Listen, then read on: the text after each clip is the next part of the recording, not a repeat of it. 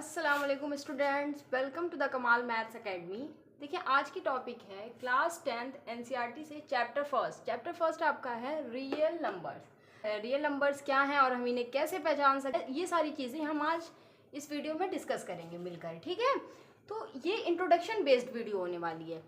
First definition जो आती है हमारे माइंड में कि रियल नंबर्स जब हम पढ़ने जा रहे हैं, कोई भी चैप्टर पढ़ने जा रहे हैं, तो हमें पहले उस चैप्टर की मीनिंग तो पता होनी चाहिए कि ये चैप्टर की मीनिंग क्या है।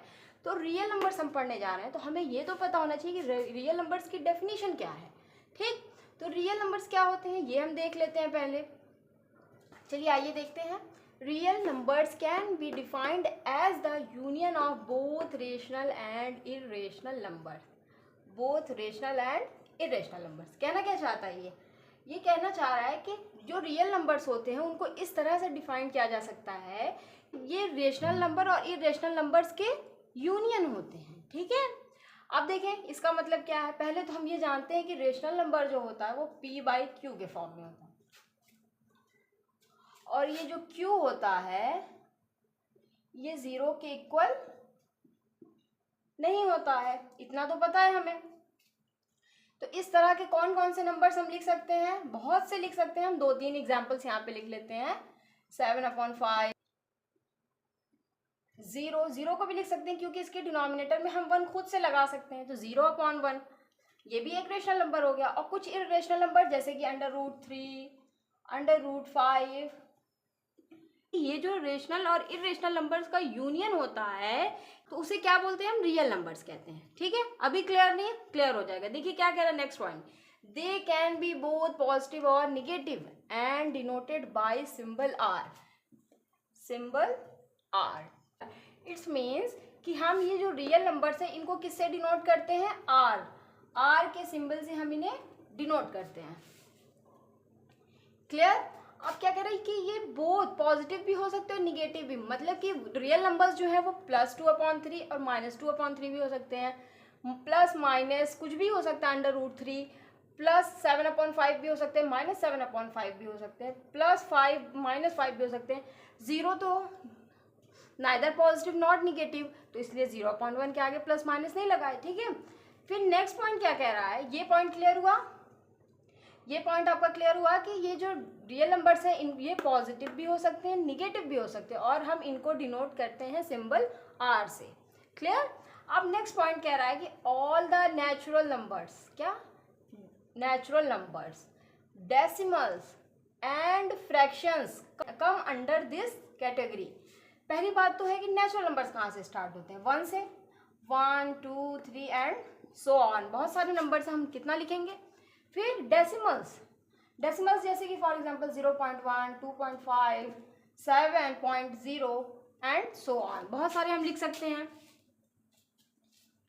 एंड फ्रैक्शंस मतलब 4/3, 2/6 एंड सो ऑन। ठीक है, तो क्या कह रहा है, कभी भी नेचुरल नंबर हो या डेसिमल हो या फिर फ्रैक्शन हो, वो किस कैटेगरी में आएगा, रियल नंबर्स में।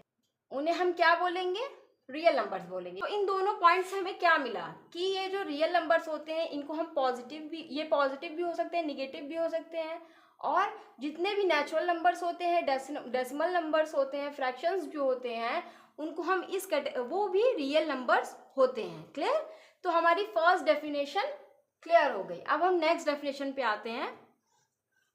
देखिए स्टूडेंट्स, अब हमारी नेक्स्ट टॉपिक क्या है, कंपोजिट नंबर्स। ठीक है, कंपोजिट नंबर्स क्या होते हैं, अभी हमने पढ़ा रियल नंबर्स, अब हम पढ़ने जा रहे हैं कंपोजिट नंबर्स। ठीक है, तो कंपोजिट नंबर्स ये होते हैं कि the number which have more than 2 factors. बहुत ही इजी पीजी सा है, क्या है कि ऐसे नंबर जिसके 2 से ज़्यादा फैक्टर्स हों, 2 से ज़्यादा अगर फैक्टर्स हो गए उस नंबर के तो उसको हम क्या बोल देंगे, कंपोजिट नंबर्स। Very easy.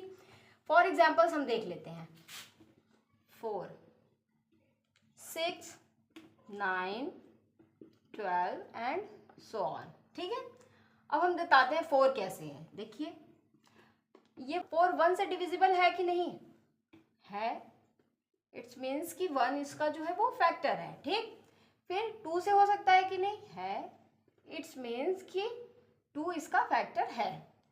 3 से ये हो सकता है, नहीं हो सकता, इट्स मीन्स 3 इसका फैक्टर नहीं है। 4 से हो सकता है कि नहीं, 4 1 जा 4 हो सकता है बिल्कुल।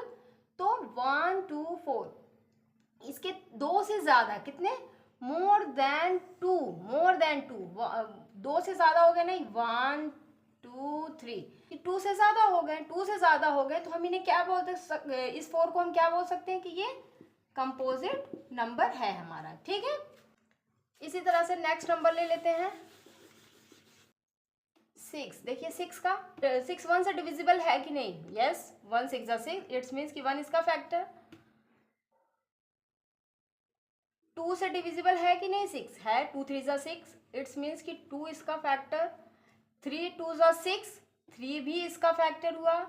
4 इसका फैक्टर नहीं है क्योंकि 4 की टेबल में 6 आता ही नहीं है, और 5 से भी ये डिविजिबल नहीं है, 5 6 से डिविजिबल है नहीं है ना, इट्स मीन्स 5 भी इसका फैक्टर नहीं हुआ। अब हम आते हैं 6 पे, 6 1 जा 6,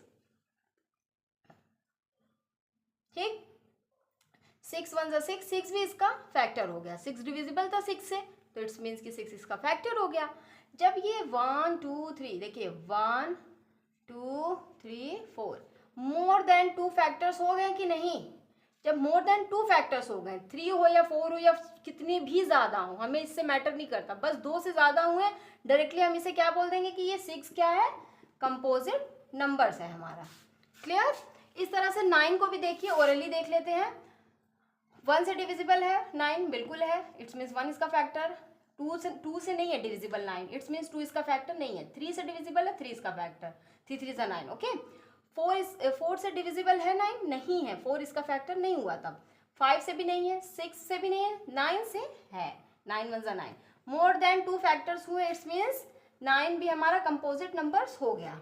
इसी तरह से 12 को देखेंगे, 1 से होगा, फिर 2 से भी हो जाएगा, फिर 3 से भी हो जाएगा, फिर 4 से भी होगा, 5 से नहीं होगा, 6 से हो जाएगा, फिर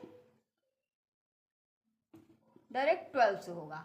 तो मोर देन 2 फैक्टर्स हो गए कि नहीं, स्टार्टिंग के 2 हटा करके देखिए कितने ज़्यादा हो गए, 2 तो हो ही गए, 2 से ज़्यादा हो गए, तो हम क्या बोल सकते हैं, इसे भी क्या बोल सकते हैं, कंपोजिट नंबर्स। तो उम्मीद है कि कंपोजिट नंबर की डेफिनेशन आपको समझ में आ गई होगी इजिली। तो इस तरह से हमारी आज की इंट्रोडक्शन, रियल नंबर्स की इंट्रोडक्शन वीडियो कंप्लीट होती है। अब हम नेक्स्ट वीडियो में मिलेंगे रियल नंबर्स की फर्स्ट एक्सरसाइज के साथ।